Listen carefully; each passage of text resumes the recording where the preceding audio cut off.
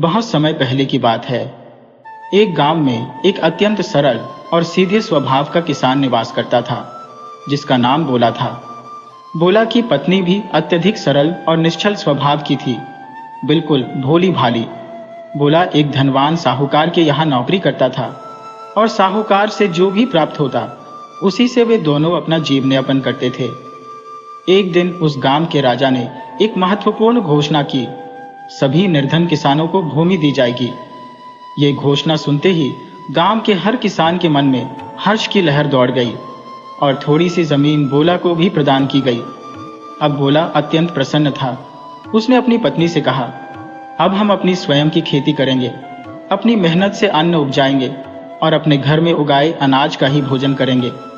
भोली, उसकी पत्नी बोली, यह तो उत्तम है, किंतु हमें खेती करना आता ही नहीं है और हमारे पास बैल भी नहीं है। भोला ने कहा, चिंता की कोई आवश्यकता नहीं, मैं साहूकार के पास जाकर खेती करने के तौर तरीके जान लूंगा और उनसे बैल भी उधार मांग लाऊंगा। इतने वर्षों से मैं उनके यहाँ कार्यरत हूँ, तो वे यह मदद अवश्य करेंगे। भोला वास्तव में सरल मना और थोड़ा मंदबुद्धि था, परंतु उसकी नीयत सदा निष्कलंक होती थी। बोला, जो बेहद सरल और थोड़ा मंदबुद्धि भी था, साहूकार के पास पहुंच गया। उसने साहूकार से कहा, मालिक, मैंने इतने सालों से आपकी बहुत सेवा की है। अब राजा की कृपा से मेरे पास थोड़ी सी जमीन हो गई है। कृपया मुझे खेती करने का तरीका बता दीजिए और अपने बैल खेत जोतने के लिए उधार दे दीजिए। साहूकार सोचने लगा, यदि बोला खेती करने लगा तो मेरे घर का काम कौन करेगा। उसने बोला से कहा, यह तो बहुत अच्छी बात है कि अब तुम्हारे पास भी जमीन हो गई है। कल सुबह आना, मैं तुम्हें बैल दे दूंगा। इसके बाद साहूकार अपनी पत्नी से बोला, सुनती हो, कल हमें खेत में चने बोने हैं और तुमने सारे चने भाड़ में भुंजवा दिए हैं। उसकी पत्नी कुछ नहीं बोली, लेकिन बोला सोच में पड़ गया और साहूकार से कहने लगा, ठीक है मालिक, मैं कल सुबह आऊंगा। फिर वह अपने घर लौट गया।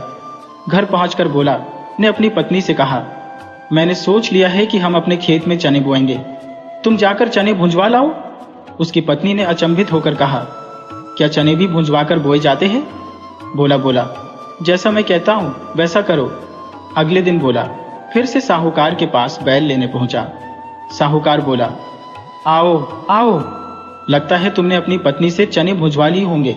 बोला ने मुस्कुराते हुए कहा, हाँ मालिक, मैंने अपनी पत्नी से कहकर चने भुंजवा लिए हैं। मेरी पत्नी कभी मेरा कहना नहीं टालती। साहूकार ने बोला को बैल दे दिए और कहा, आज शाम तक बैल वापस ले आना। बोला खुशी खुशी बैल लेकर घर चला गया। वही साहूकार की पत्नी साहूकार पर बिगड़ पड़ी, तुम तो बस बहाने ढूंढते हो मेरी बेइज्जती करने के। तुम मुझे हरदम अपने छोटे मोटे नौकरों के सामने अपमानित करते रहते हो। बस अब बहुत हो गया, मैं आज ही अपने मायके लौट जाऊंगी। सेठ यह सुनकर थोड़ा घबराया। बोला, अरे ऐसा क्रूर विचार मन में मत लाओ। मैं हाथ जोड़कर विनती करता हूँ, देखो जो कुछ भी कर रहा हो वह सब तुम्हारे हित के लिए ही है। पत्नी ने भौहें सिकोड़ते हुए कहा, तो क्या मुझे नीचा दिखाने से मेरा भला हो रहा है। ये कैसे समझूं कि मेरी भलाई इसी में है कि मुझे ताने सुनने पड़े। सेठ ने गंभीरता से कहा, अरे भाग्यवान, थोड़ा शांत मन से सोचो। मैंने उसे इसलिए चने भुनवा कर दिए ताकि वह अपने खेत में कुछ न उगा सके और मजबूर होकर हमारे यहाँ फिर से काम करने लगे। इस तरह तुम्हें घर के काम से मुक्ति मिलेगी और आराम मिलेगा। पत्नी हैरान होकर बोली, तो तुमने मेरी भलाई के लिए उसे धोखे में रखा है और मुझे ताने मार रहे हो। सेठ ने हंसते हुए कहा, अरे ऐसा कुछ नहीं, यह सब चाल बस इसलिए थी कि उसे कोई शक न हो। जब वह देखेगा कि मैं अपने खेतों में भुने हुए चने बो रहा हूं, तो वह भी यही सोचेगा कि यही तरीका सही है। और जब उसके खेत में कुछ नहीं उगेगा, अनाज खत्म हो जाएगा, तो मजबूरी में वह हमारे यहाँ काम करने आएगा। साहूकार की बातों को सुनकर उसकी पत्नी के चेहरे पर हल्की सी मुस्कान उभर आई, लेकिन वह तुरंत गंभीर होकर बोली, सुनिए, अगर फिर से ऐसी कोई हरकत की तो मैं सच में मायके लौट जाऊंगी। अगर कुछ गलत करना है तो अपने लिए करो, मेरा नाम बीच में क्यों घसीटते हो। इसके बाद साहूकार अपने बैलों को लेकर खेत की ओर चल पड़ा और वहां जुताई करने लगा। जब खेत तैयार हो गया तो उसने चने के बीच बो दिए। इसी बीच कुछ अजीब घटित हुआ। एक बीज किसी तरह से अधूरा रह गया। कुछ दिन बीते और बोया गया चना अंकुरित होकर एक नन्हे पौधे में बदल गया। उसी दिन से साहूकार ने खेत में ही एक चारपाई डालकर रहना शुरू कर दिया, जैसे उसे अब और किसी चीज की परवाह ही न हो। कुछ समय बाद संयोगवश भगवान शंकर, माता पार्वती और उनके पुत्र गणेश उसी रास्ते से गुजर रहे थे जहां साहूकार अपने खेत में चारपाई पर लेटा हुआ था। वह अजीब तरह से लोहा लोहा चिल्ला रहा था, मानो खेत के जानवरों को भगाने का यह कोई नया तरीका हो। लेकिन किसी को समझ नहीं आ रहा था कि वह यह शब्द क्यों बोल रहा है। जब भगवान शंकर, माता पार्वती और श्री गणेश उसके पास से गुजरे तो माता पार्वती ने जिज्ञासा में भोलेनाथ से पूछा, हे स्वामी, ये कौन व्यक्ति है जो इस तरह खेत में लेटा हुआ लोहा लोहा चिल्ला रहा है, और ऐसा करने का उद्देश्य क्या है? भगवान शंकर ने हल्के से मुस्कुराते हुए माता पार्वती को उसकी सारी कहानी सुनाई, जिससे सब कुछ स्पष्ट हो गया। माता पार्वती ने भगवान शंकर से निवेदन किया, हे प्रभु, इस मनुष्य के सारे दुखों को समाप्त कर दीजिए, मेरी यही प्रार्थना है। भगवान शंकर ने मुस्कुराते हुए कहा, हे पार्वती, मैं इसके कष्ट तो दूर कर दूंगा, पर इसने मुझसे कभी अपने दुखों के निवारण के लिए कुछ कहा ही नहीं। ऐसे में मैं क्या करूं? माता पार्वती आश्चर्य से बोली, हे प्रभु, भला कोई मनुष्य आपको सामने पाकर भी अपने दुख दूर करने को नहीं कहेगा? भगवान भोलेनाथ ने मंद मुस्कान के साथ उत्तर दिया, चलो देख लेते हैं। तभी वे तीनों, भगवान शंकर, माता पार्वती और गणेश, उस व्यक्ति के पास जा पहुंचे। भगवान शंकर बोले, राम राम भैया, कैसे हो और यहाँ क्या कर रहे हो? भोला, जो चारपाई पर लेटा था, उठकर बोला, राम राम, हम तो अच्छे हैं।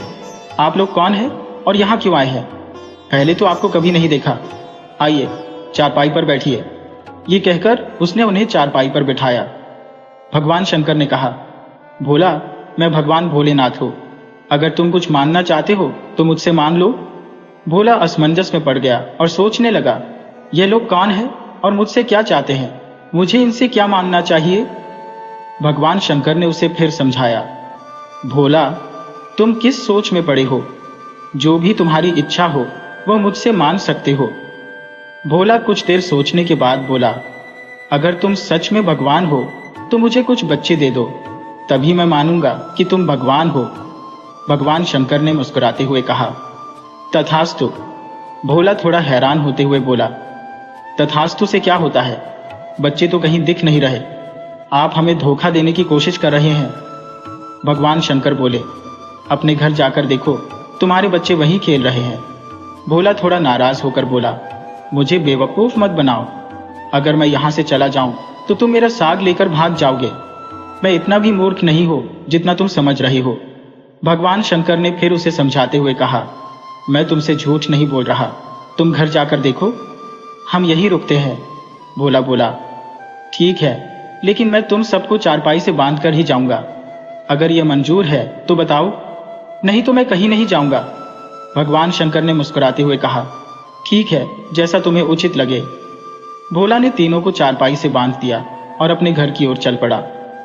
जब वह घर पहुंचा तो उसने देखा कि सच में उसके 4 बच्चे घर में खेल रहे थे। उसकी पत्नी ने उसे देखकर कहा, तुम खाली हाथ लौट आए हो, साहूकार के पास जाकर काम क्यों नहीं देखते? हम सब भूखे हैं और बच्चे भी। अब क्या करेंगे? भोला, जो अब पूरी तरह से आश्वस्त हो चुका था कि वे सच में भगवान थे, तेजी से खेत की ओर वापस भागा ताकि उनसे फिर से मिल सके। उधर भगवान शंकर माता पार्वती से कह रहे थे, देखा देवी, भक्तों की मदद करना इतना आसान नहीं होता। माता पार्वती हंसते हुए बोली, प्रभु, आपकी लीला और समय की गति अद्भुत है। फिर भी मेरी विनती है कि इस भक्त के सारे कष्ट हर लीजिए। भगवान शंकर मुस्कुराकर बोले, मैंने पहले ही कहा था पार्वती। भगवान शंकर ने कहा, जितना भोला मुझसे मांगेगा मैं उतना ही उसे दूंगा। तभी गणेश ने कहा, पिताजी, मुझे बहुत भूख लग रही है। भगवान शंकर बोले, अब हमें भोजन का भी इंतजाम करना होगा। ये बात चल ही रही थी कि भोला वहां आ पहुंचा और उनकी सारी बातें सुन ली। भोला बोला, तो ये मुझे पहले ही पता था कि तुम लोग मेरे साग पर नजर रखे हो, तभी तो जादू करके मेरे घर में 4 बच्चे भेज दिए। अब इन्हें खिलाने के लिए मैं कहां से इंतजाम करूंगा? और तुम लोग तो मेरे बचा कुचा साग भी खा जाओगे। भोलेनाथ ने उसे समझाते हुए कहा, अरे भोला, ऐसी कोई बात नहीं है। तुमने बच्चों की मांग की थी, इसलिए मैंने तुम्हें बच्चे दिए। अब अगर तुम्हारी कोई और इच्छा है तो बताओ, मैं वह भी पूरी कर दूंगा। भोला ने सोचा और फिर कहा, अगर ऐसा है तो इन सब के खाने पीने का भी इंतजाम तुम ही करो। मेरे पास इतना समय नहीं है कि इनका खाना पीना देखूं या अपने साग को बचाऊं जो मैंने खेत में उगाया है। भगवान शंकर ने मुस्कुराते हुए कहा, तथास्तु। अब बताओ, क्या तुम कुछ और भी मानना चाहते हो? भोला सोच में डूब गया और फिर बोला, अच्छा, कई दिन से मैंने ठीक से सोया नहीं है। आप कुछ ऐसा कर दो कि जब मैं सो जाऊं तो मेरे पीछे से कोई आवाज ना आए। भगवान शंकर बोले, तथास्तु, और फिर अंतर्ध्यान हो गए। भोला चारपाई पर लेट गया और सो गया। उसके सोने के बाद अचानक लोहे की आवाजें गूंजने लगी। कुछ दिन इसी तरह बीते और इस बीच भोला का साग भी काफी बढ़ गया था। एक रात चोरों का एक गिरोह भोला के खेत में पहुंचा। चोरों को देख भोला चिल्लाया, कौन हो तुम लोग और यहाँ क्या कर रहे हो? क्या तुम मेरे खेत से कुछ चुराने आए हो? अगर ऐसा है तो मैं तुम्हें पीटने में कोई कसर नहीं छोड़ूंगा। चोरों के सरदार ने कहा, नहीं भैया, ऐसी कोई बात नहीं है। हम तो एक घर में सेंध मारने जा रहे हैं। अगर तुम्हें भी साथ चलना है तो चलो। भोला ने उत्सुकता से पूछा, सेंध मारना क्या होता है? चोरों में से एक मजाक करते हुए बोला, अरे भैया, जरूरत की चीजें चुराने को ही सेंध मारना कहते हैं। भोला ने कहा, ठीक है, मैं भी तुम्हारे साथ चलता हूं। उसने अपने खेत से साग तोड़ा, उसे अपनी कमर में बांधा और चोरों के साथ चल पड़ा। वे जिस घर में चोरी करने गए वहां एक गाय बंधी थी। जैसे ही वे अंदर दाखिल हुए, गाय ने भोला के साग को खाने की कोशिश की। भोला घबराकर चिल्लाया, अरे, यह गाय मेरा साग खा रही है। उसकी आवाज सुनकर चोरों ने उसके मुंह पर हाथ रख दिया और कहा, चुप रहो, नहीं तो घर के लोग जाग जाएंगे और हम पकड़े जाएंगे। भोला ने फिर कहा, मुझे कुछ नहीं पता, ये गाय मेरा साग खा रही है। किसी तरह चोरों ने गाय से साग को बचाया और भोला को साथ लेकर अंदर चले गए। चोर चोरी करने में जुट गए और भोला एक कमरे में घुस गया, जहां उसे एक बर्तन में चावल, दूध और चीनी मिल गए। उसने सोचा, अभी तो खीर बनाऊंगा। वह खीर बनाने में लग गया, लेकिन जिस कमरे में वह खीर बना रहा था वहां एक बूढ़ी औरत चारपाई पर सो रही थी। भोला ने उसी चारपाई के पास चूल्हा जलाया और खीर पकाने में जुट गया। बूढ़ी औरत बार बार करवट बदल रही थी और उसका हाथ लगातार भोला के काम में बाधा डाल रहा था। भोला थककर बोला, अरे माई, खीर अभी बनी नहीं है। जब बन जाएगी सबसे पहले तुम्हें ही दूंगा। क्यों अभी से हमें तंग कर रही हो? कुछ देर बाद फिर वही हुआ। बूढ़ी औरत ने करवट बदली और उसका हाथ फिर से भोला के सामने लटकने लगा। अब भोला झुंझलाकर बोला, अभी खीर नहीं बनी है माई। जैसे ही खीर तैयार होगी सबसे पहले तुम्हें ही मिलेगी। अभी धैर्य रखो। बूढ़ी महिला फिर से करवट बदलने लगी और उसका हाथ इस बार भी भोला के सिर के पास आकर लटक गया। भोला का गुस्सा अब चरम पर पहुंच गया। उसने बिना कुछ सोचे समझे खौलती हुई खीर का कटोरा बूढ़ी महिला के हाथ पर रख दिया और बोला, लो, अब खीर खा लो। कह रहा हूं ना, अभी खीर नहीं बनी, मगर तुम सुनती नहीं हो। बहुत जल्दी है तुम्हें खाने की। जैसे ही गर्म खीर महिला के हाथ पर रखी, वो चिल्लाने लगी। उसकी चीख से पूरे घर के लोग जाग गए। सभी दौड़ते भागते उस कमरे में आ पहुंचे जहां भोला और चोर थे। लोगों ने चोरों के साथ साथ भोला को भी पकड़ लिया। पहले तो सबने उसकी पिटाई की, फिर उसे राजा के पास ले जाया गया। जब राजा को पूरी घटना बताई गई तो वह हंसी रोक नहीं पाया। उसने चोरों को कड़ी सजा दी और उन्हें कठोर कारावास में डाल दिया, लेकिन भोला को बाइज्जत रिहा कर दिया। राजा ने कहा, यदि भोला इतना ही चालाक होता तो कभी भी जलती हुई खीर बूढ़ी महिला के हाथ पर नहीं रखता। इसका इरादा चोरी का नहीं था, यह तो सीधा साधा और भोला इंसान है। इसके बाद राजा ने भोला से उसकी पूरी कहानी पूछी और उसकी कमर से लटके साग के बारे में भी जानना चाहा। भोला ने अपनी पूरी कहानी राजा को सुनाई, जिसे सुनकर राजा फिर से हंस पड़ा। राजा ने साहूकार को सैनिकों द्वारा पकड़वाने का आदेश दिया। जब साहूकार को दरबार में पेश किया गया तो राजा ने उसे फटकार लगाई और कठोर दंड दिया। भोला को राजा ने ढेर सारा इनाम दिया। जब भोला दरबार से जाने लगा तब राजा ने हंसते हुए पूछा, भोला, ये तुम्हारे पीछे से लोहा लोहा की आवाज क्यों आ रही है? भोला ने बिना कुछ कहे भगवान शंकर, माता पार्वती और श्री गणेश की आगमन की पूरी घटना राजा को सुनाई। राजा ने कहा, तुम धन्य हो भोला, ईश्वर ने तुम्हें दर्शन दिए। ये तुम्हारी निर्मल हृदयता और सरलता का प्रमाण है। भगवान तुम्हारे सामने प्रकट हुए, ये अद्वितीय है। एक बात याद रखना, यदि कभी फिर से भगवान तुम्हारे सामने आए तो उनसे थोड़ी बुद्धि मांग लेना। राजा की इस बात को भोला ने दिल से बांध लिया और अपने खेत पर लौटकर चने की फसल को फिर से बोने लगा। इसके बाद वह अपनी चारपाई पर जाकर सो गया। विचित्र संयोग देखिए, उसी दिन फिर से भगवान शंकर, माता पार्वती और गणेश जी रिद्धि सिद्धि के साथ उसके खेत में आ पहुंचे। भगवान शंकर ने हंसते हुए पूछा, राम राम भैया, कहो तुम्हारे साग में दाने आए या नहीं? भोला रोने लगा और कहा, भैया सब कुछ नष्ट हो गया। उन चोरों ने हमारे खेत की सारी फसल बर्बाद कर दी। भगवान शंकर ने उसे सांत्वना देते हुए कहा, चिंता मत करो, तुम्हारा साग फिर से हरा भरा हो जाएगा। उन्होंने आशीर्वाद दिया और देखते ही देखते भोला के खेत में सारी फसल फिर से अंकुरित हो गई और पूरा खेत हरियाली से भर गया। भोला की खुशी का ठिकाना न रहा। तभी उसे राजा की बात याद आई और उसने भोले शंकर से कहा, हे प्रभु, यदि आप सच में भगवान हैं तो कृपा करके मुझे थोड़ी बुद्धि भी दे दीजिए। भगवान शंकर हल्की मुस्कान के साथ बोले, तथास्तु, और फिर अंतर्ध्यान हो गए। इस आशीर्वाद के प्रभाव से भोला अब अत्यंत बुद्धिमान हो गया। उसके घर में धन संपत्ति की कोई कमी नहीं रही। उसके बाल बच्चे भी हो गए और वह अब सच्चे सुख से जीवन व्यतीत करने लगा। उसे अब सही और गलत की पहचान हो गई थी, क्योंकि अब उसमें विवेक आ गया था। वह अब पहले की तरह सरल और भोला नहीं रहा, बल्कि अब वह अपने अच्छे बुरे का भली भांति विचार कर सकता था।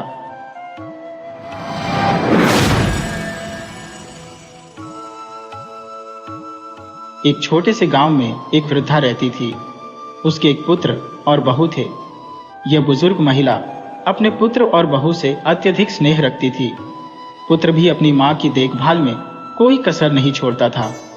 वह उसे भोजन कराता, नहलाता, क्योंकि उसकी मां की उम्र लगभग 75 वर्ष की हो चुकी थी और अब उसके शरीर में इतना बल नहीं बचा था कि वह अपने काम खुद कर सके।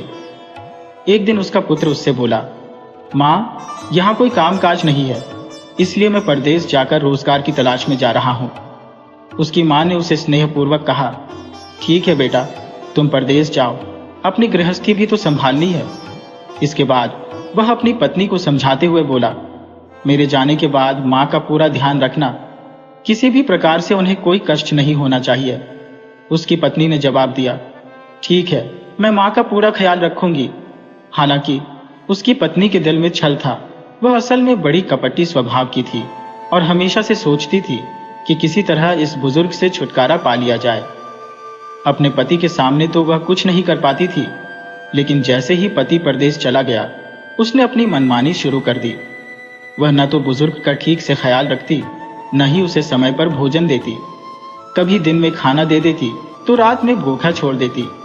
कभी रात को भोजन मिलता तो दिन में नहीं। इस प्रकार वह असहाय वृद्धा अत्यधिक दुखी होकर आंसू बहाती रहती थी। वह बेचारी असमंजस में थी, आखिर करे तो क्या करे। कुछ समय बीतने के बाद उसका बेटा परदेश से वापस लौटा। वह सीधा अपनी मां के पास गया और पूछने लगा, मां, कैसी हो? तुम्हारी देखभाल तो अच्छी तरह हुई है ना? लेकिन बूढ़ी मां क्या कहती? उसने सोचा, अगर बेटे को सच बता दिया तो बहू से झगड़ा होगा और घर में क्लेश उत्पन्न हो जाएगा। इतने दिनों बाद उसका बेटा लौटा था। वह उसकी खुशी और शांति को भंग नहीं करना चाहती थी, इसलिए उसने झूठ बोलते हुए कहा, हाँ बेटा, तेरी बहू ने मेरी बहुत सेवा की है। ये सुनकर बेटा खुश हो गया और प्यार से अपनी पत्नी से भी मिला। जब शाम ढली और रात आई तो उसने पत्नी से पूछा, माँ को खाना खिला दिया? पत्नी ने उत्तर दिया, हाँ, खिला दिया। इसके बाद वह माँ के पास गया और पूछा, माँ, खाना खा लिया ना? माँ बोली, नहीं बेटा, मैंने खाना नहीं खाया। ये सुनकर वह पत्नी के पास लौटा और बोला, माँ कह रही है कि उन्होंने खाना नहीं खाया। पत्नी ने तुरंत जवाब दिया, अरे, माँ की उम्र हो गई है, शायद भूल गई होंगी। मैंने तो उन्हें खाना खिला दिया था, आप चिंता मत करो। इसके बाद पति पत्नी दोनों सोने चले गए। बूढ़ी माँ बेचारी काफी देर तक इंतजार करती रही कि शायद बेटा उसे खाना दे। वह भूखी थी, पूरे दिन से उसने कुछ नहीं खाया था। भूख के कारण उसे नींद भी नहीं आ रही थी। उसकी आत्मा तड़प रही थी और वह अंदर ही अंदर रो रही थी। जब उसने देखा कि बहू बेटा सोने चले गए हैं, तो वह आंसू भरी आंखों से बुदबुदाने लगी, बेटा बहू सो गए, मेरी आस टूट गई। हे निंदिया रानी, आ जाओ, मेरे पास आकर मुझे सुला दो। हे माता रानी, हे प्रभु, मुझे इस जीवन से मुक्ति दे दो, अपने पास बुला लो। वह इन शब्दों में अपनी पीड़ा व्यक्त कर रही थी कि अचानक उसके बेटे को कुछ सुनाई दिया। वह पत्नी से बोला, माँ कुछ कह रही है। पत्नी ने बात को टालते हुए कहा, कुछ नहीं, आपकी माँ कुछ नहीं कह रही है। बेटे ने फिर कहा, नहीं, मैं साफ साफ सुन रहा हूं, माँ कुछ कह रही है। चलो जाकर सुनते हैं कि वह क्या कह रही है। जब वे उसके पास पहुंचे तो माँ कह रही थी, हे प्रभु, मुझे अपने पास बुला लो। बेटा यह सुनकर चिंतित हो गया। उसने पत्नी से पूछा, माँ ऐसा क्यों कह रही है। पत्नी बात को घुमाकर कहने लगी, अगर आप जोर देते हो तो बताती हूँ, पर सच में मुझे ये बताने में बहुत संकोच हो रहा है। तुम्हारी माँ इस उम्र में दूसरा विवाह करना चाहती है। वे मुझसे बार बार कहती है कि उन्हें सहारे की जरूरत है। वह अकेले नहीं सोना चाहती और अपनी भी शादी करवाने की बात कह रही है। ये सुनकर मुझे यह बात तुमसे कहने में भी शर्म आ रही है। उसका बेटा आश्चर्यचकित होते हुए बोला, तुम कैसी बकवास कर रही हो, मेरी माँ ऐसा कभी नहीं कहेंगी। पत्नी ने फिर से अपनी बात पर जोर देते हुए कहा, नहीं, यही सच है। धीरे धीरे उसके बेटे ने अपनी पत्नी की बातों पर विश्वास कर लिया, क्योंकि वह थोड़ा भोला स्वभाव का था। उसने अपनी माँ से इस बारे में कुछ भी नहीं पूछा और सुबह ही माँ का रिश्ता तय करने की योजना बना ली। पत्नी ने उसे प्रोत्साहित करते हुए कहा, हाँ, जल्द ही इनकी शादी करा दो और इस घर से विदा कर दो। अगले दिन बेटा गांव में जाकर माँ का रिश्ता तय करके आया, लेकिन उसने अपनी माँ से इस बारे में कुछ नहीं कहा। जब वह घर आया तो उसने माँ से कहा, माँ, मैंने तुम्हारे लिए कुछ खास किया है, अब तुम्हें अकेले रहने की जरूरत नहीं है। माँ ने सोचा, शायद मेरा बेटा अब मेरे साथ रहेगा, इसलिए उसने बिना कुछ सोचे कहा, ठीक है बेटा, मुझे और क्या चाहिए, बुढ़ापे में एक सहारा चाहिए। बूढ़ी माँ तो अपने बेटे के लिए यह कह रही थी, लेकिन बेटा सोच रहा था कि माँ सचमुच विवाह करना चाहती है। उसने कुछ और नहीं कहा और रिश्ते की तैयारी कर दी। तय समय पर बारात आ गई। जब बारात गांव में पहुंची तो चारों ओर चर्चा होने लगी, बुढ़िया की शादी हो रही है, बुढ़िया की शादी हो रही है। सारे पड़ोसी हैरान रह गए। वे बुढ़िया के बेटे पर थूकने लगे और कहने लगे, इस नालायक ने अपनी माँ की इस उम्र में शादी करा दी। बेटा ये सुनकर बोला, इसमें मेरी क्या गलती है, मेरी माँ खुद शादी करना चाहती है। गांव की बुजुर्ग महिलाएं जैसे किसी की दादी, चाची, ताई, सब बुढ़िया के पास जाकर पूछने लगी, तुम्हारा बेटा जो कर रहा है वह सही है क्या। बेचारी बूढ़ी माँ को तो पता भी नहीं था कि क्या हो रहा है। जब उन महिलाओं ने सवाल किया तो माँ ने सोचा कि शायद बेटा कुछ अच्छा ही कर रहा है।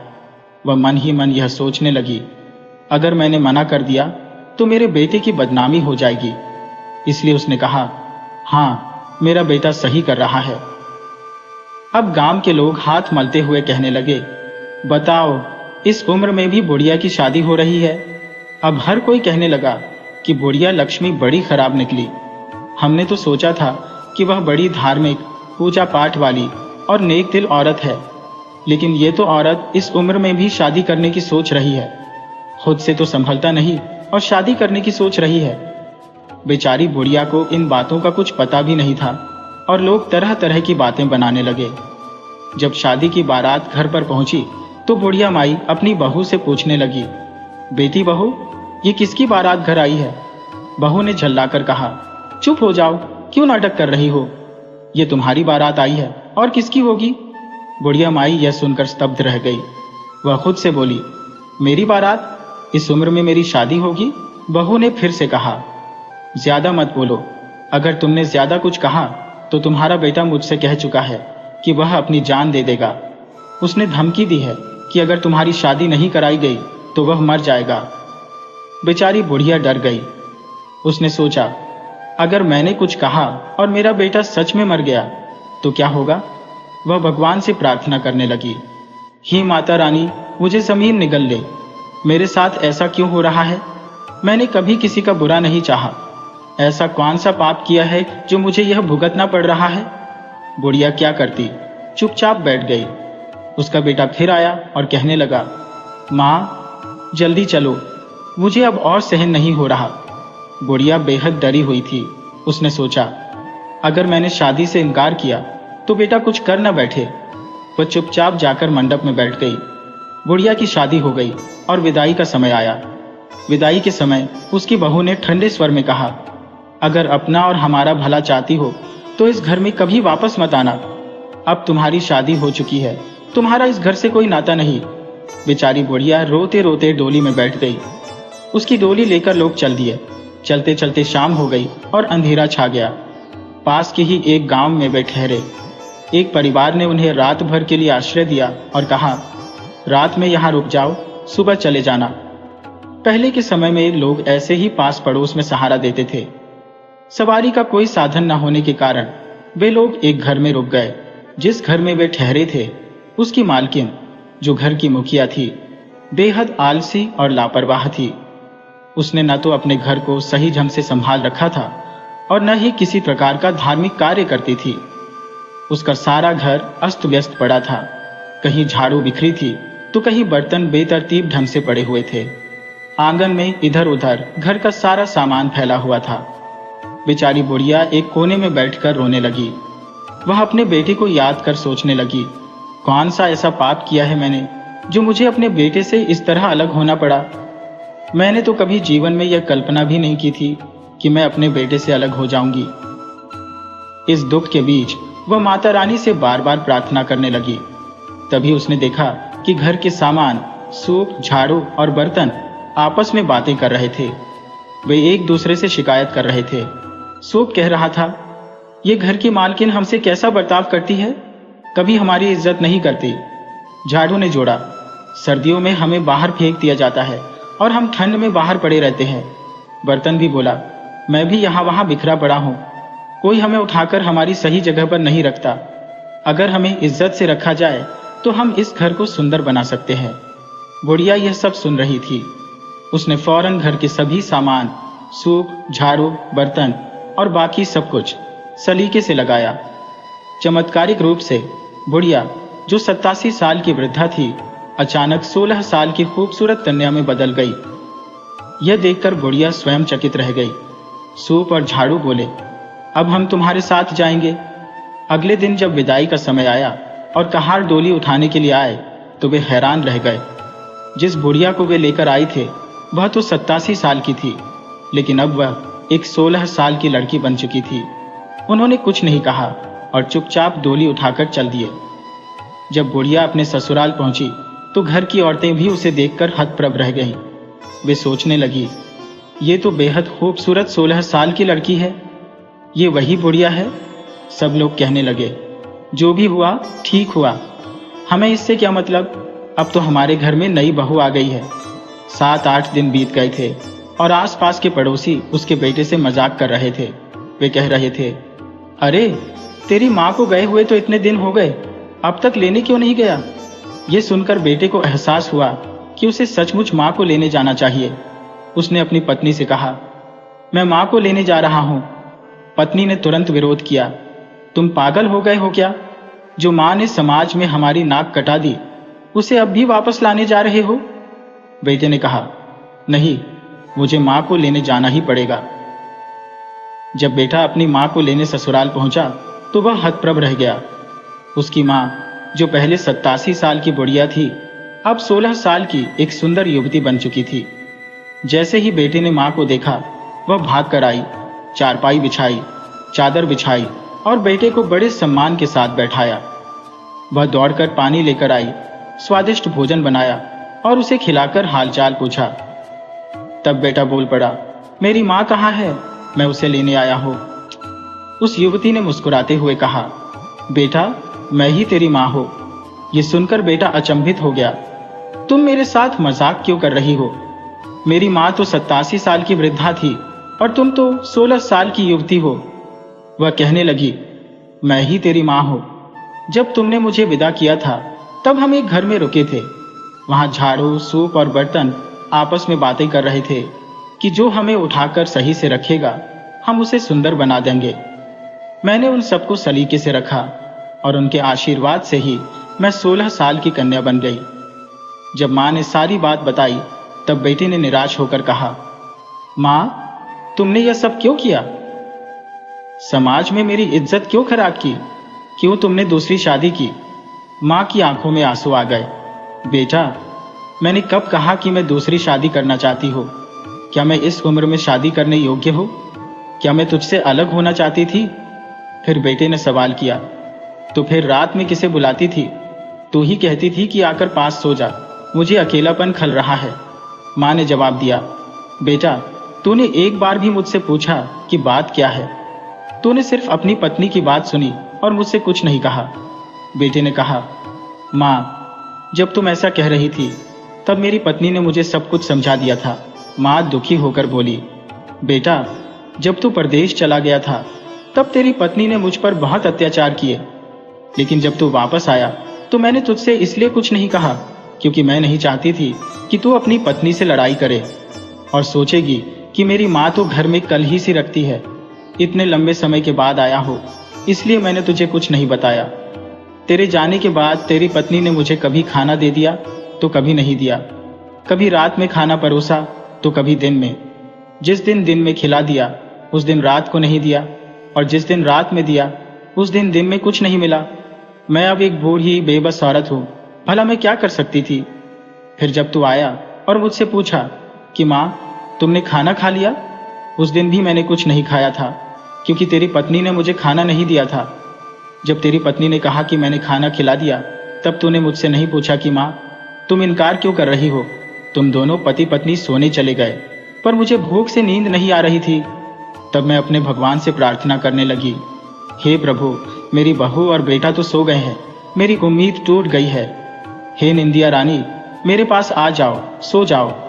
प्रभु, इस मिट्टी को अपने पास बुला लो, मुझे इससे मुक्त कर दो। मैं बस यही अरदास कर रही थी। पता नहीं तूने मेरी बातों का क्या अर्थ निकाला। उस वक्त तुझे बहुत शर्मिंदगी महसूस हुई और तू अपनी माँ के चरणों में गिर गया। तूने कहा, माँ, चलो, अब मैं तुम्हें यहाँ नहीं छोड़ूंगा। फिर तू मुझे अपने साथ ले गया और कहने लगा, आज के बाद मेरी माँ यहाँ नहीं आएगी। रास्ते में जाते हुए तू बोला, माँ, जब मैं 16 साल का था मैंने यह स्वीकार किया था कि मुझे वही पुरानी माँ चाहिए। तब बुढ़िया माँ ने माता रानी से बहुत प्रार्थना की, हे माता रानी, मुझे मेरे पुराने रूप में वापस ला दो। भगवान की कृपा से बुढ़िया फिर से अपने पहले रूप में लौट आई। जब बेटा अपनी माँ को वापस घर ले आया तो बहू उसे देखकर आग बबूला हो गई। उसने गुस्से में कहा, इसे क्यों ले आए? इसने तो समाज में हमारी इज्जत खराब कर दी थी। परंतु पति ने उसे जोर से डांटते हुए कहा, नालायक औरत, तूने मेरी माँ के साथ इतना अत्याचार किया और अब बोलती है कि हमारी नाक कट गई है। नाक तो तूने ही कटवाई है। बेटा अब खुद अपनी माँ की सेवा करने लगा। पति के इस रूप को देखकर पत्नी भी समझ गई और माफी मांगने लगी। उसने अपनी सास और पति से क्षमा याचना की और फिर तीनों, माँ, बेटा और बहू खुशी खुशी रहने लगे।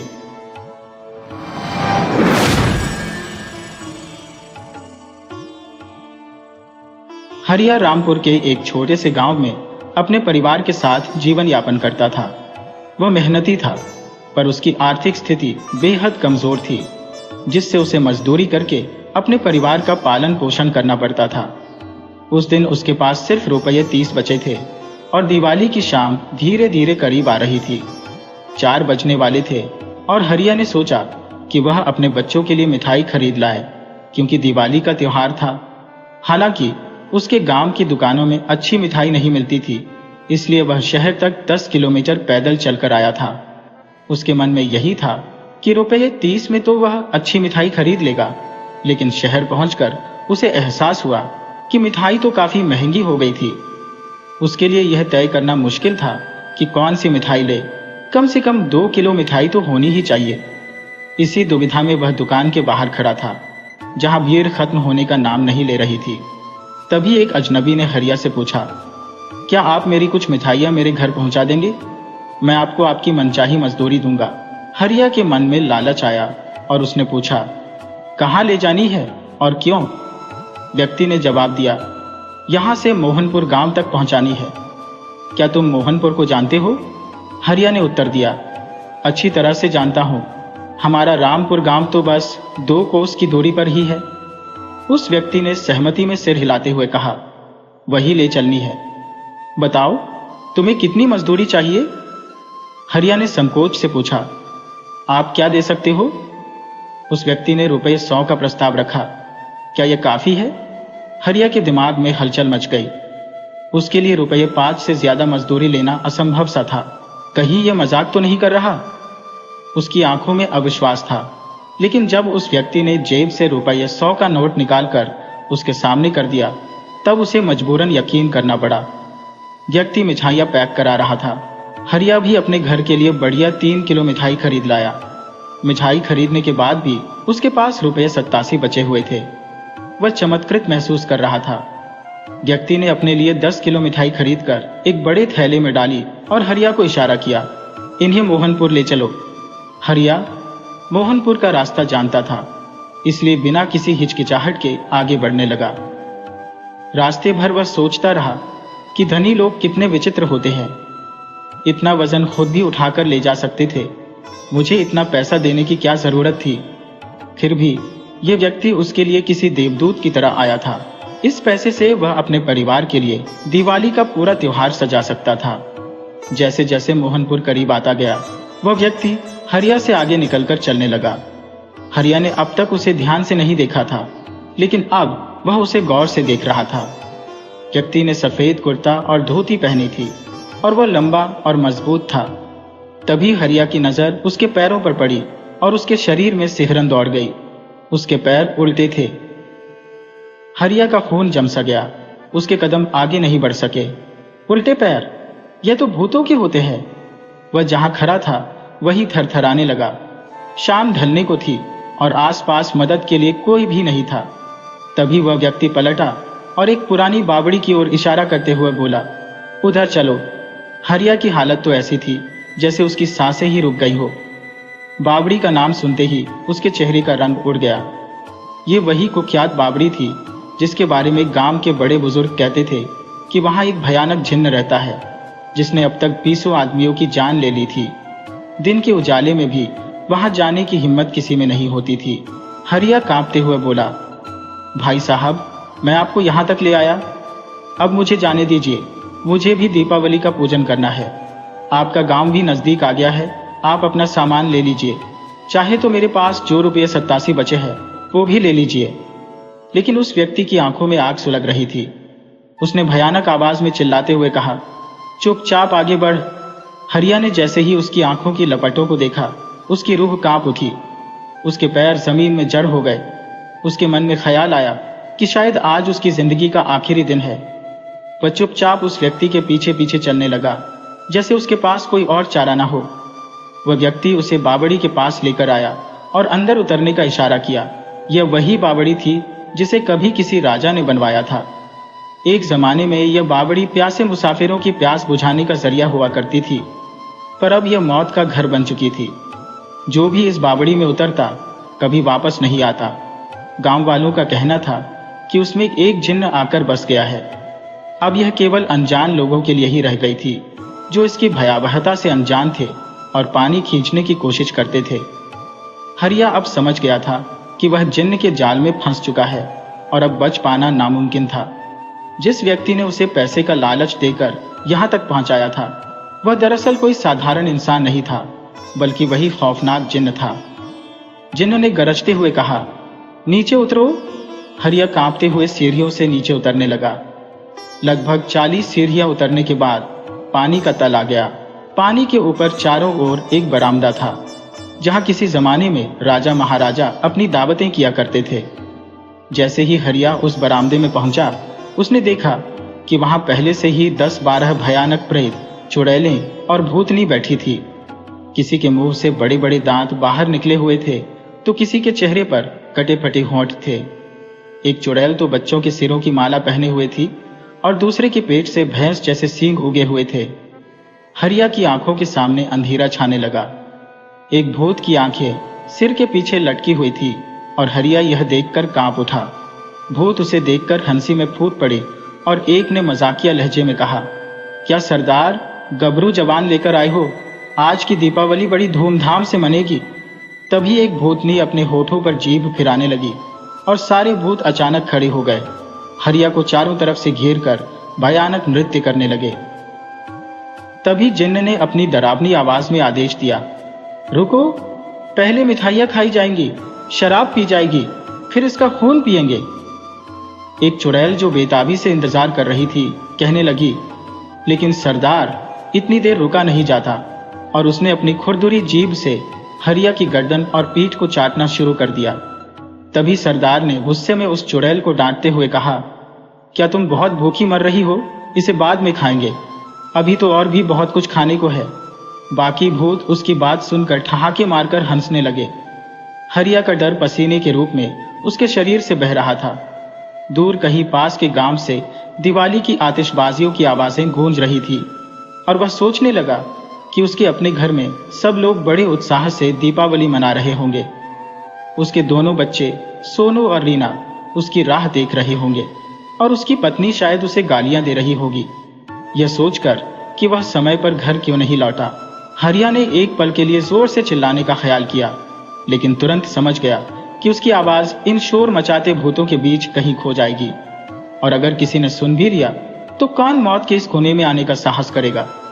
अमावस्या की काली रात में बाहर सन्नाटा था, पर बावड़ी के अंदर हल्की रोशनी फैली हुई थी।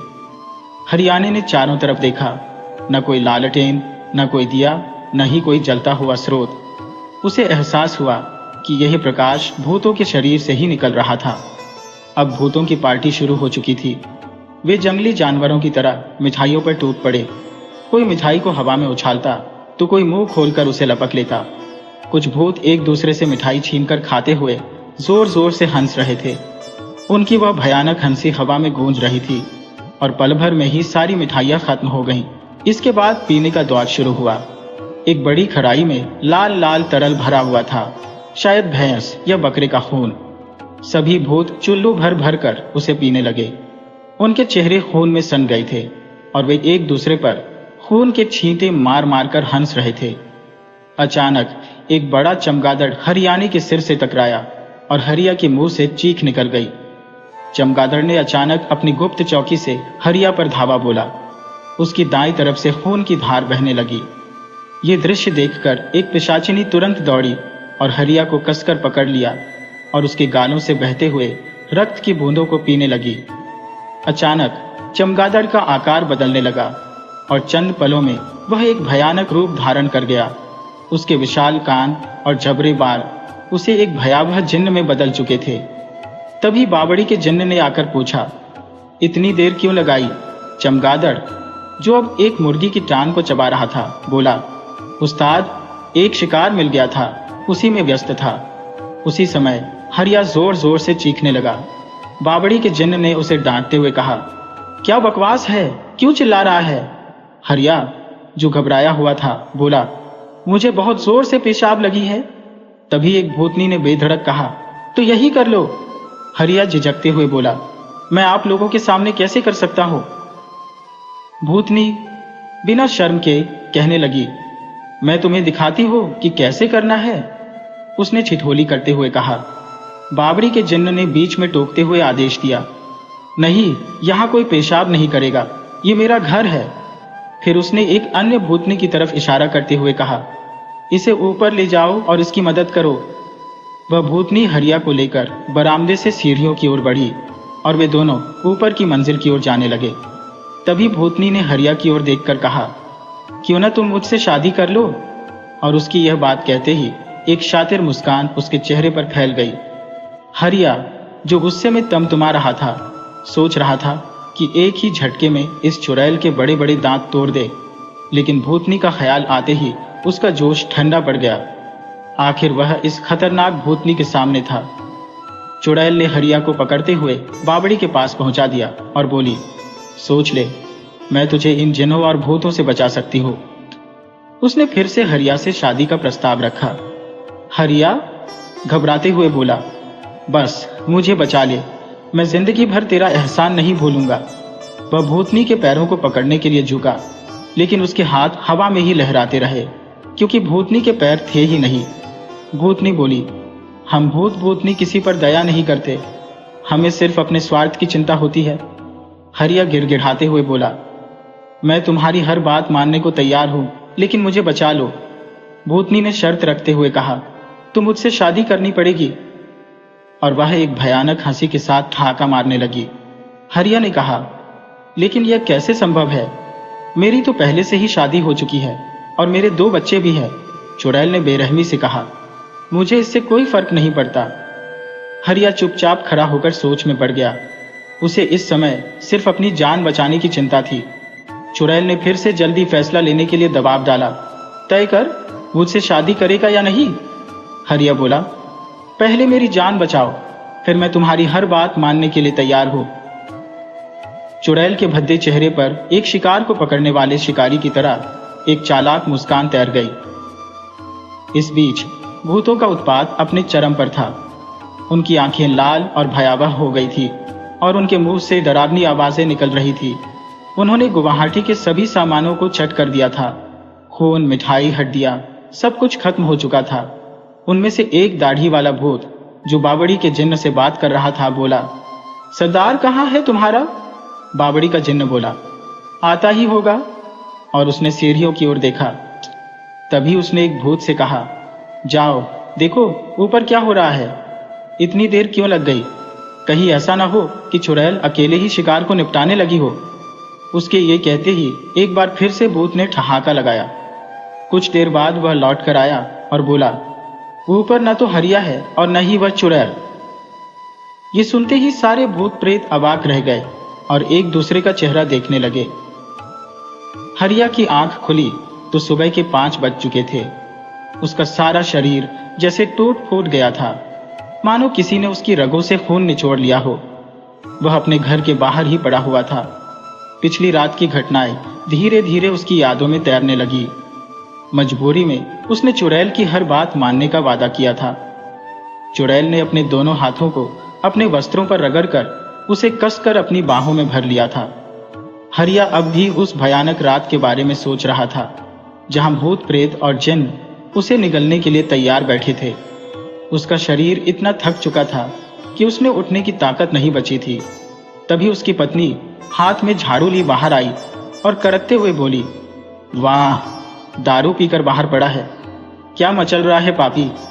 दिवाली के दिन तो चोर उचक्के भी अपने परिवार के साथ त्योहार मनाते हैं, और तू, हमारे बच्चे भूखे सो गए मिठाई का इंतजार करते करते, और तू दारू उड़ा रहा था। हरिया ने थके हुए स्वर में कहा, पारो, तू समझती नहीं है। मैं रात एक भयंकर मुसीबत में फंस गया था। बड़ी मुश्किल से जान बचाकर लौटा हूं। कसम से मैंने शराब को हाथ भी नहीं लगाया। पारो गुस्से में बोली, हाँ हाँ, कौन सी मुसीबत थी? मुझे मूर्ख मत बनाओ, तुम्हारे कपड़ों से अभी भी शराब की बदबू आ रही है। हरिया ने महसूस किया कि उसके शरीर से अजीब सी गंध आ रही थी। शराब से उसे कभी परहेज नहीं था, पर वह इसका आदी भी नहीं था। पिछले 1 महीने से उसने एक बूंद भी शराब नहीं पी थी। हरिया ने धीरे से कहा, पारो, मेरी बात का यकीन कर। देख, तेरे रुपये जस के तस हैं। उसने अपनी जेब से रुपये निकालकर पारो के हाथ में रख दिए। पारो ने उन्हें गिनते हुए कहा, ये 40 रुपये ज्यादा कहां से आए? क्या मुझसे रुपये छिपाकर रखता है? हरिया ने हंसते हुए कहा, ये तो समझो दूरी की थी। अब अंदर चलो, थानेदार की तरह सवाल जवाब करती रहोगी क्या? उसके बाद हरिया अपनी पत्नी के साथ घर के अंदर चला गया। दोनों बच्चे नाराज होकर मुंह फुलाए बैठे थे। हरिया ने उन्हें प्यार से गोद में उठाया और गांव की दुकान से ढेर सारी मिठाइयां खरीद कर लाया। 4 दिन बाद हरिया मजदूरी करने शहर चला गया। हर रोज की तरह हरिया दिन भर की मेहनत से चूर घर लौटा था।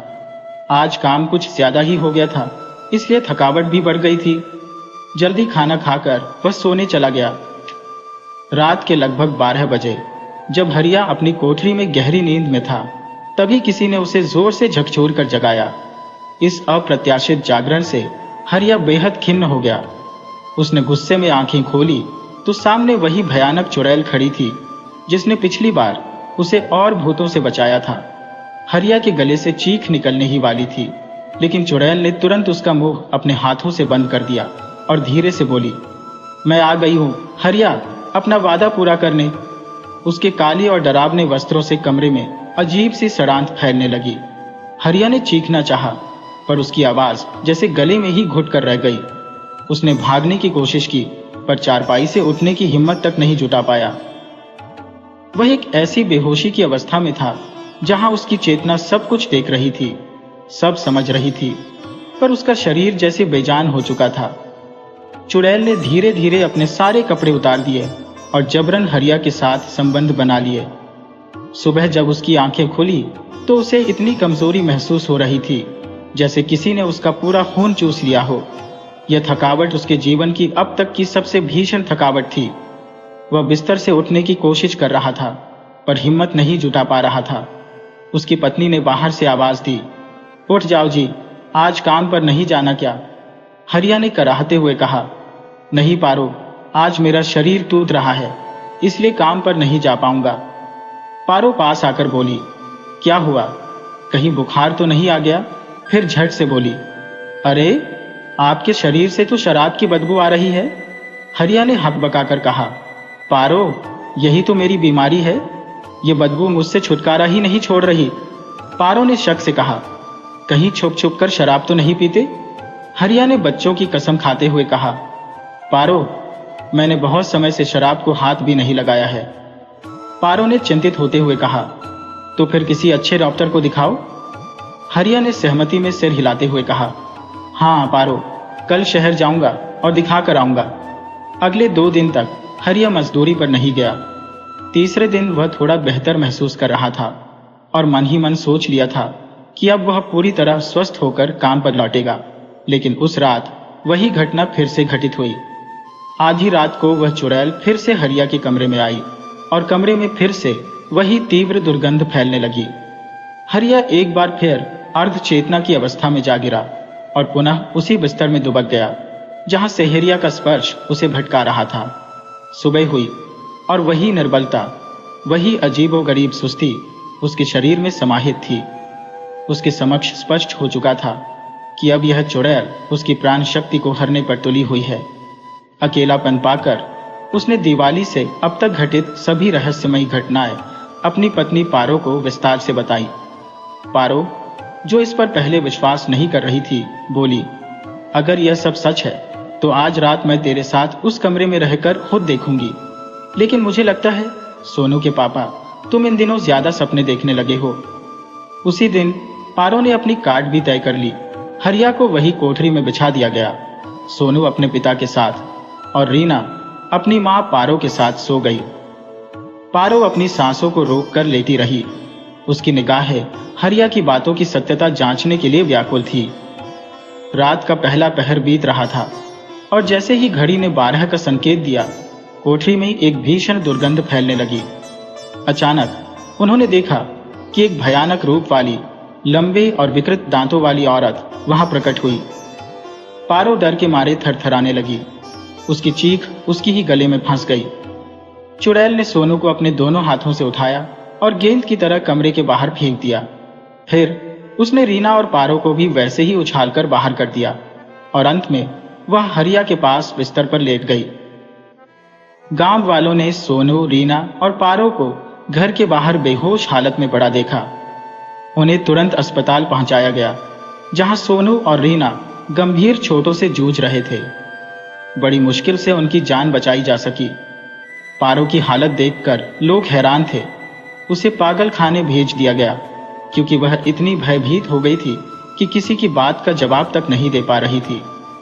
लोगों में उत्सुकता थी कि आखिर यह सब कैसे हुआ, क्यों हुआ, पर कोई बताने वाला नहीं था। हरिया के सालों ने, जो इन घटनाओं से पहले ही डरे हुए थे, अपने भांजे भांजी को अपने घर ले जाने का फैसला किया।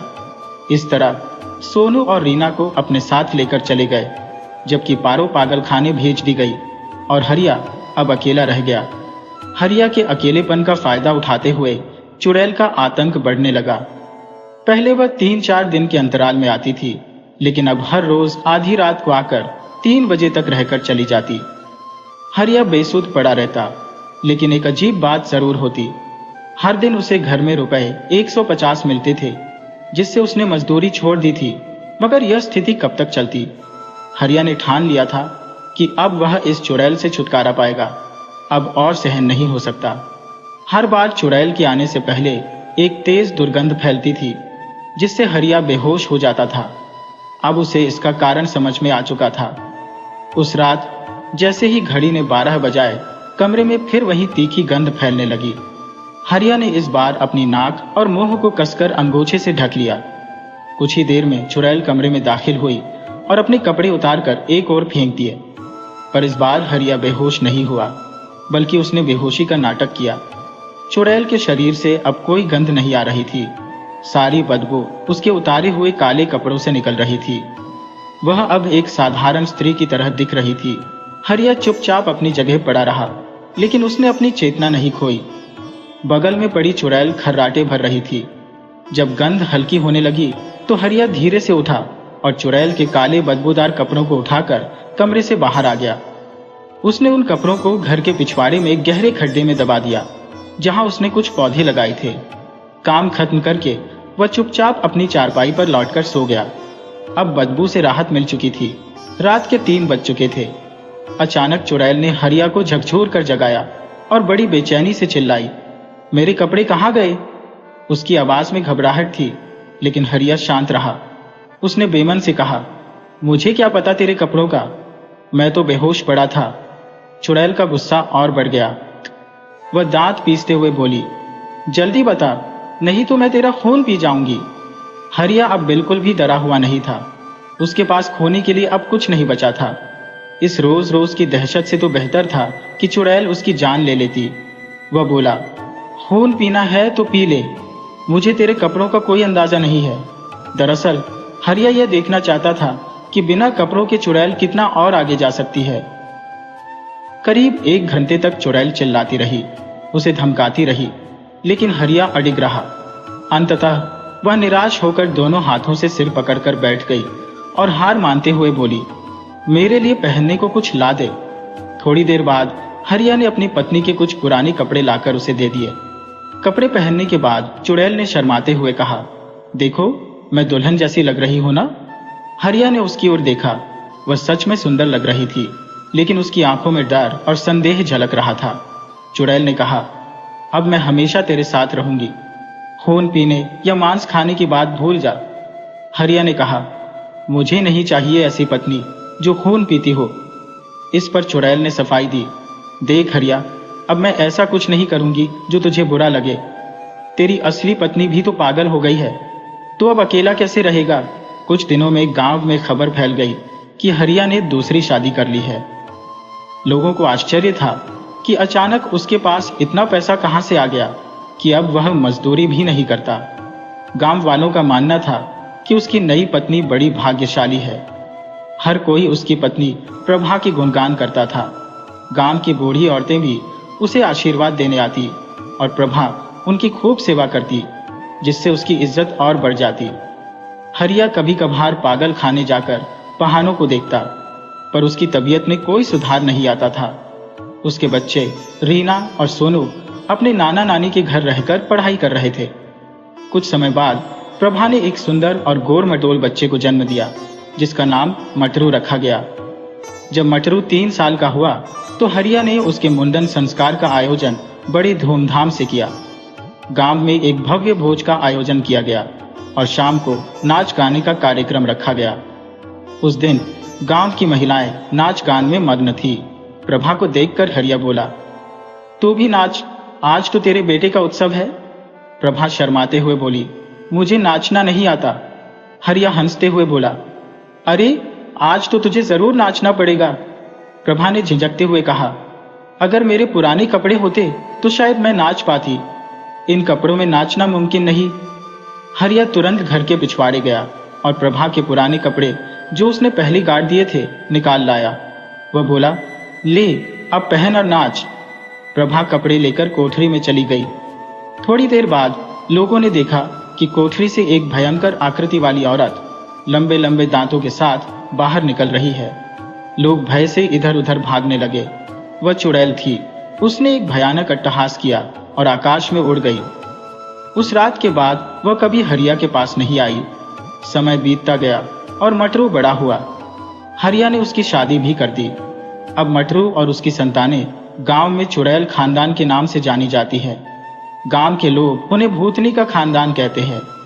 जिस मोहल्ले में वह चुड़ैल रहती थी, अब वह मोहल्ला चुड़ैलों का मोहल्ला कहलाता है और लोग उस जगह से दूर ही रहते हैं।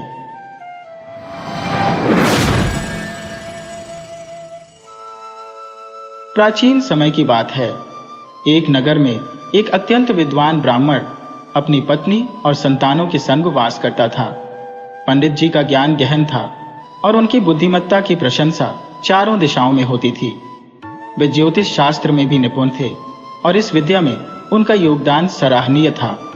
उनकी पत्नी सुशील, संस्कारी और धर्मपरायण स्त्री थी, जो प्रतिदिन अपने हाथों से भोजन बनाती और प्रेम पूर्वक अपने पति और संतानों को खिलाती। घर की सारी जिम्मेदारियों को निभाते हुए वह पंडित जी की सेवा में भी समर्पित रहती। पूजा पाठ और गृह कार्य में निपुण वह अपने स्त्री धर्म का निष्ठा से पालन करती थी। वह जब चावल पकाती तो उस पकने के दौरान निकलने वाली भाप को अनजाने में एक खपरेल की कोठरी में फेंक दिया करती, जहां एक नाग नागिन का जोड़ा अपने बच्चों के साथ रहता था। वह भाप तो नाग नागिन सह लेते, परंतु उनकी संतानों के लिए वह असहनीय साबित होती, जिससे उनकी मृत्यु हो जाती। संतान विहीन हो जाने के कारण नागिन ने अत्यंत दुख और क्रोध से भरकर प्रतिशोध की शपथ ली। नागिन ने अपने पति को भी प्रतिशोध लेने के लिए प्रेरित किया और दोनों ने यह निर्णय किया कि जैसे उनकी संतानें समाप्त हो गईं, वैसे ही वे भी ब्राह्मण के बच्चों को मारकर उसके वंश को समाप्त कर देंगे। अपने निर्णय के बाद वे नगर छोड़कर जंगल में जा बसे, परंतु उनके हृदय में प्रतिशोध की ज्वाला जलती रही। समय आने पर दोनों ने ब्राह्मण के घर की ओर प्रस्थान किया ताकि वे अपने प्रतिशोध को पूरा कर सकें। जब वे ब्राह्मण के घर पहुंचे तो उन्होंने देखा कि पंडित जी ने अपने घर की सुरक्षा मंत्रों से कर रखी थी, जिसके कारण नाग नागिन अंदर प्रवेश नहीं कर पाए। वे घर के बाहर ही अवसर की प्रतीक्षा में रुक गए। समय बीतता गया और ब्राह्मण के बच्चे बड़े हो गए। उनका बड़ा पुत्र अब विवाह योग्य हो चुका था। पंडित जी ने अपनी बड़ी पुत्री के लिए एक सर्वगुण संपन्न वर ढूंढकर बड़े ही धूमधाम से उसका विवाह संपन्न करवाया। विवाह के बाद पंडित जी अपने पुत्र और नव विवाहिता बहू के साथ घर लौट रहे थे। रास्ते में वे एक विशाल वट वृक्ष के निकट स्थित सराय में कुछ समय विश्राम के लिए रुके। उस वृक्ष के नीचे एक विषैला नाग निवास करता था, जिसे अपनी प्रतिशोध की शपथ अच्छी तरह स्मरण थी। वह नाग, जिसे विष अत्यंत मारक था, वहां पहुंचा और पंडित जी के पुत्र को डंस लिया। कहते हैं कि उसका विष इतना घातक था कि जहां वह डसता वहां न केवल व्यक्ति बल्कि पेड़ पौधे भी राख में तब्दील हो जाते थे। उसी विष के प्रभाव से पंडित जी का पुत्र भी धधक कर राख हो गया। जब यह हृदय विदारक समाचार पंडित जी के घर पहुंचा तो घर में मातम छा गया। नववधू के जीवन में विधवा का काला साया आ गया और कुछ लोग उसे अपशगुनी मानने लगे, जबकि अन्य इसे भाग्य का खेल कहकर टालने लगे।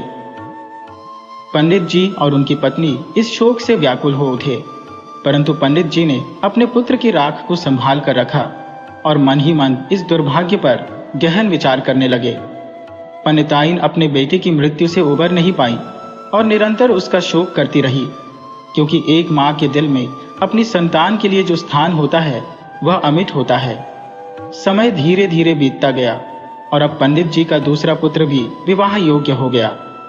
पंडित जी ने एक बार फिर एक योग्य और संस्कारी कन्या देखकर उसका विवाह संपन्न करवाया, लेकिन नियति ने फिर वही दुर्दशा रचाई। वापसी के समय वे फिर उसी सराय में रुके और एक बार फिर वह नाग वहां आ पहुंचा। उसने पंडित जी के दूसरे पुत्र को भी डस लिया और वह भी पहले पुत्र की तरह जलकर राख हो गया। इस प्रकार पंडित जी के एक एक करके 6 पुत्रों की जान इसी प्रकार जाती रही। पंडित जी ने प्रत्येक पुत्र की राख को सावधानी पूर्वक संभाल कर रखा, लेकिन उनके मन में यह प्रश्न उत्पन्न होने लगा कि ऐसा बार बार उनके साथ ही क्यों हो रहा है। उन्होंने सोचा कि इस रहस्य का कोई कारण अवश्य होगा। जिसे जानने के लिए प्रयास किया जाना चाहिए। अपने संदेहों का समाधान खोजने के उद्देश्य से पंडित जी अपने गुरु के पास पहुंचे और अपना दुखड़ा उनके सामने रखा। गुरु जी ने ध्यान लगाकर सारा मर्म समझा और पंडित जी को बताया, तुम्हारी पत्नी जो चावल का मांद प्रतिदिन खपरेल के नीचे फेंकती थी, उसी के कारण नाग नागिन की संतानें मर गईं। यह नाग उसी का बदला ले रहा है। उसका विष इतना घातक है कि वह जिस पेड़ को भी डसेगा वह भी जलकर राख हो जाएगा। अब तुम्हारा एकमात्र पुत्र बचा है और उसे बचाने का उपाय तुम्हें ही सोचना होगा, क्योंकि उसकी जान भी संकट में है। पंडित जी अब गहरे भय में थे। उनके पास अब केवल एकमात्र बेटा बचा था, जिसका नाम भोला रखा गया था। भोला अपने नाम की ही तरह बेहद मासूम, सरल और निष्कलंक था। जैसे जैसे वह बड़ा होता गया, उसकी उम्र विवाह योग्य हो गई और उसके लिए रिश्ते आने लगे। लेकिन पंडित जी को अपने गुरु की बातें याद आ जाती थी और वे हर बार रिश्ते को टाल देते। उन्हें चिंता थी कि कहीं जो दुर्भाग्य उनके 6 बेटों के साथ हुआ वह भोला के साथ भी ना हो। मगर वे जानते थे कि शादी तो करनी ही पड़ेगी, पर उन्हें यह भय सता रहा था कि नाग, जिसने उनके पहले बेटों को मार डाला था, शादी वाले दिन भोला को भी नहीं छोड़ेगा। इस डर से उबरने के लिए पंडित जी ने यह ठान लिया कि वे अपने बेटे की शादी किसी ऐसी बुद्धिमान और ज्ञानवान लड़की से करेंगे जो उसे इस खतरे से बचा सके। ऐसी लड़की की तलाश में वे एक दिन नदी पार कर एक दूसरे गांव गए। वहां उन्होंने कुछ लड़कियों को देखा जो हंसी मजाक करती हुई जा रही थी। पंडित जी ज्योतिष विद्या के जानकार थे और किसी के ललाट को देखकर उसके गुण और स्वभाव को पहचान सकते थे। उन लड़कियों में से एक, जिसका नाम शांता था, उन्हें अपने पुत्र के लिए उपयुक्त लगी, लेकिन पंडित जी ने सोचा कि उसकी ओर परीक्षा ली जानी चाहिए। जब लड़कियां नदी पार करने लगी, तब पंडित जी भी उनके पीछे पीछे चलने लगे। नदी में पानी कम था, इसलिए लड़कियों ने बिना नाव के नदी पार करनी शुरू कर दी। पंडित जी ने नदी पार करते समय अपने पैरों में जूते पहन लिए। इस पर सभी लड़कियां हंसने लगी और कहने लगी, देखो, ये व्यक्ति तो पागल है। इतनी गर्मी में जूते उतार कर चला और अब पानी में चल रहा है तो जूते पहन लिए। तब शांता बोली, नहीं, ये व्यक्ति पागल नहीं है, बल्कि बहुत ही ज्ञानी है। देखो, सड़कों पर तो हम अपनी आंखों से कांटे या पत्थर देख सकते हैं और उनसे बच सकते हैं, लेकिन पानी में हम यह नहीं देख सकते कि कोई कांटा या पत्थर है या नहीं। इसलिए इन्होंने जूते पहन लिए हैं ताकि पानी में किसी चोट का डर न रहे। ये बहुत ही समझदार व्यक्ति है। शांता की यह बात सुनकर पंडित जी बहुत प्रभावित हुए और उन्हें महसूस हुआ कि उन्होंने सही चुनाव किया है। फिर भी उन्होंने सोचा कि उसकी और परीक्षा ली जानी चाहिए। जब सभी लड़कियां पेड़ की छांव में बैठ गई तो पंडित जी भी वहां जाकर बैठ गए और छाता लगा लिया। इस पर लड़कियां फिर से हंसने लगी और कहने लगी, तुम तो कह रही थी कि यह व्यक्ति विद्वान है, लेकिन देखो कितने मूर्ख हैं। इतनी गर्मी में छाता हटाकर चल रहे थे और अब पेड़ की छांव में आकर छाता लगा लिया। इस पर वह लड़की मुस्कुराते हुए बोली, नहीं नहीं सखियों, यह सज्जन पुरुष निस्संदेह बहुत ज्ञानी है। देखो, इस पेड़ की शाखाओं पर कितने पक्षियों का बसेरा है। अगर ये छाता न लगाते तो उन पक्षियों से गिरी गंदगी के कारण इन्हें दोबारा स्नान करना पड़ सकता था। अब छाता लगाकर इन्होंने खुद को सुरक्षित कर लिया है। ये वाकई बहुत समझदार व्यक्ति है। इसके बाद वह लड़की उनके पास आई, प्रणाम किया और कहा, हे सज्जन पुरुष, आप कौन हैं और कहां से आए हैं? पंडित जी ने उत्तर दिया, पुत्री, मैं तुम्हारे पिता से मिलने आया हूं और अब तुम्हारे ही घर जा रहा हूं। मुझे अपने घर ले चलो।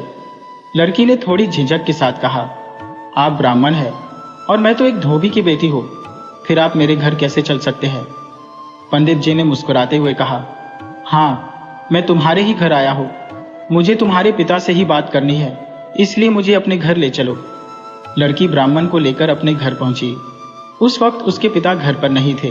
लड़की ने उन्हें आसन दिया और जलपान कराया, मगर पंडित जी ने स्पष्ट कर दिया, जब तक तुम्हारे पिता से बात नहीं हो जाती, मैं तुम्हारे घर का अन्न जल ग्रहण नहीं करूंगा। कुछ समय बाद लड़की के पिता घर लौटे। उन्होंने पंडित जी को तुरंत पहचान लिया, क्योंकि पंडित जी की प्रसिद्धि दूर दूर तक थी। उन्होंने पंडित जी का आदर पूर्वक स्वागत किया और जलपान के लिए आग्रह किया। पंडित जी ने कहा, मैं जिस कार्य के लिए आया हूँ वह पूरा होने पर ही आपके घर का भोजन ग्रहण करूंगा। इसके बाद पंडित जी ने प्रस्ताव रखा, मैं आपकी पुत्री का विवाह अपने पुत्र से करना चाहता हूँ।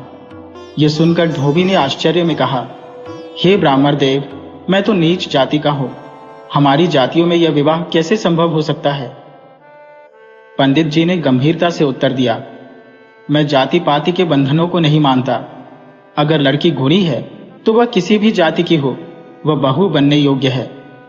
मैं अपने पुत्र के लिए आपकी पुत्री का हाथ मानता हूँ। धोबी ने झटपट स्वीकृति दे दी और शुभ मुहूर्त में दोनों का विवाह संपन्न हो गया।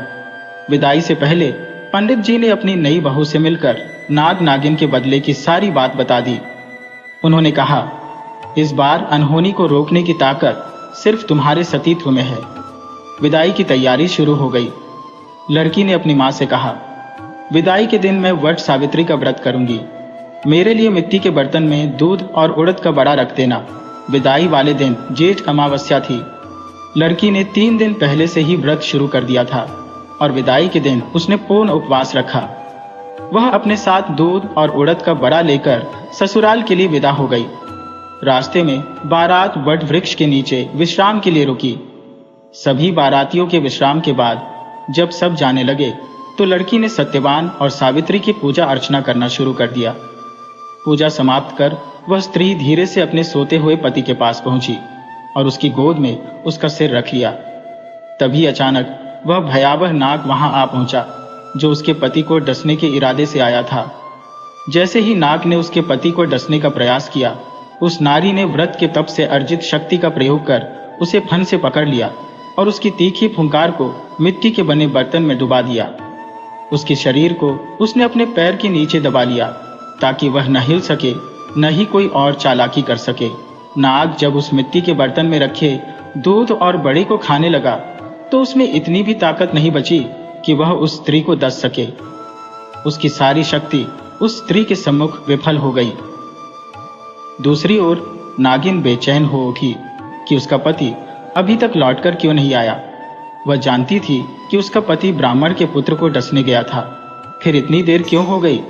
नागिन जो सत्यवती नक्षत्र के प्रभाव के कारण नदी पार नहीं कर सकती थी, किनारे से ही यह दृश्य देख रही थी। सत्यवती नक्षत्र में नागिनें नदी के जल को नहीं छू सकती, अन्यथा उन्हें 7 जन्मों तक निसंतान रहना पड़ता। नागिन ने देखा कि उसकी पति नारी के नियंत्रण में है, न हिल पा रहा है और न ही डोल पा रहा है। क्रोधित होकर नागिन दूर से ही चिल्लाई, अरे अभागी स्त्री, मेरे पति को छोड़ दे, वरना जिस तरह मैंने तेरे सारे जेठों को मारा है उसी तरह तुझे और तेरे पति को भी खत्म कर दूंगी। उस नारी ने शांत चित्त से कहा, पहले मेरे सभी जेठों को जीवित कर, फिर मैं तेरे पति को छोड़ूंगी। नागिन ने हठपूर्वक कहा, पहले मेरे पति को छोड़, तब मैं तेरे मरे हुए जेठों को पुनः जीवित कर दूंगी। यह विवाद काफी देर तक चलता रहा, पर जब नागिन ने देखा कि वह नारी उसके पति को छोड़ने के लिए राजी नहीं है तो उसने हार मान ली। उसने अपने एक साथी नाग को आदेश दिया, जाओ नागलोक से अमृत लेकर आओ। नाग ने तुरंत अमृत लाकर उस नारी को दे दिया। उस नारी ने अमृत अपने मृत जेठों की राख पर छिड़का और सभी जेठ जीवित हो गए।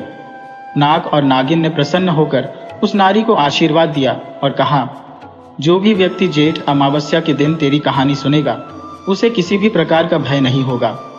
उधर उसके सास ससुर को यह समाचार मिला कि सभी पुत्र जीवित होकर घर लौट रहे हैं। पंडिताइन को विश्वास ही नहीं हुआ कि मृत पुत्र पुनः जीवित हो सकते हैं। छत पर चढ़कर उसने देखा कि सभी पुत्र दूल्हों के वेश में घर लौट रहे थे। उसकी प्रसन्नता की कोई सीमा नहीं रही। बहू ने सारी कथा अपनी सास को सुनाई। उस अद्भुत कथा को सुनकर पंडित और पंडिताइन ने बहू को आशीर्वाद दिया और कहा, जैसे सत्यवान सावित्री की कथा सुनी जाती है वैसे ही आज से तेरी भी कथा सुनी और सुनाई जाएगी। जो भी इसे सुनेगा वह सदा सुहागन रहेगा।